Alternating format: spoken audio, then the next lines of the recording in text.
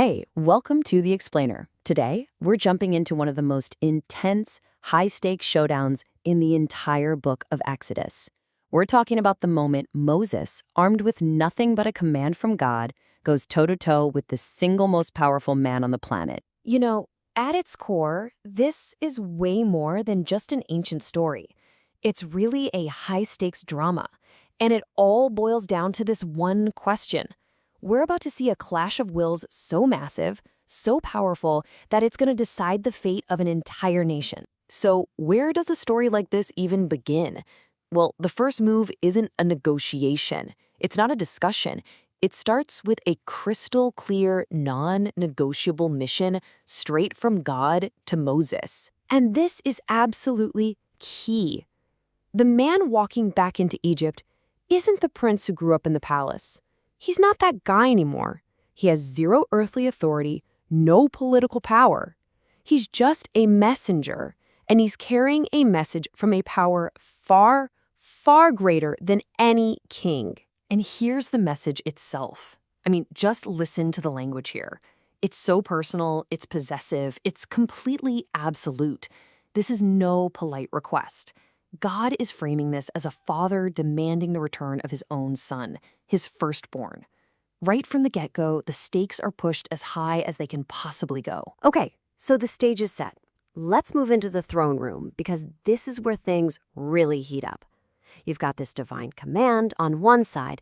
Now we're going to see how it lands with a king who, let's be honest, sees himself as a living God. And right here, this is the collision. It's an absolute stalemate. On one hand, you have God's direct command, let my people go. Simple, clear. On the other, total, utter defiance from Pharaoh. He doesn't just say no. He basically asks, who is this Lord? Why on earth should I listen to him? He's not just rejecting the message. He's challenging the sender's right to even exist. This is the moment everything grinds to a halt. And this defiance, well, it has immediate and brutal consequences. You see, a fight between powers this big doesn't just happen in a vacuum. The fallout lands squarely on the backs of the very people caught in the middle. It's like a devastating chain reaction. First, Pharaoh hits back. He makes their slave labor almost impossible, demanding the same number of bricks but taking away the straw they need to make them. So what happens? The people, who were just getting crushed by this, they don't see some grand divine plan.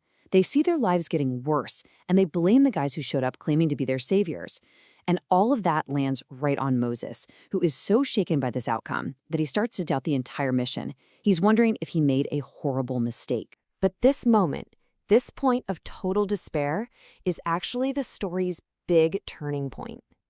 Just when it looks like the whole mission has been a complete and utter disaster, God's response comes in and reframes the entire situation. And this is Moses hitting rock bottom. You can just hear the anguish in his voice, right? He's basically crying out, why did you send me? All I've done is make things worse for these people. He feels completely responsible, and he's not even asking for a new plan. He just wants to know why it all went so wrong. And the answer he gets, well, it's incredibly powerful. There's no, I'm sorry. No consolation for the suffering. Instead, God basically pivots from explaining what happened to promising a demonstration of what's about to happen. This is the real kicker. God says, now you will see what I will do to Pharaoh. The talking is over. Remember Pharaoh's question? Who is the Lord? Well, he's about to get his answer, and it won't be in words. This is the declaration that we're entering a whole new phase of this conflict. And when you boil it all down, that's what this was always about. This was never just a political argument between a prophet and a king. No, this was a fundamental challenge. It was a clash of gods. The God of Israel versus the entire power structure and religious system of Egypt, all personified in one man, Pharaoh. And all of this leaves us with a really big, timeless question, doesn't it?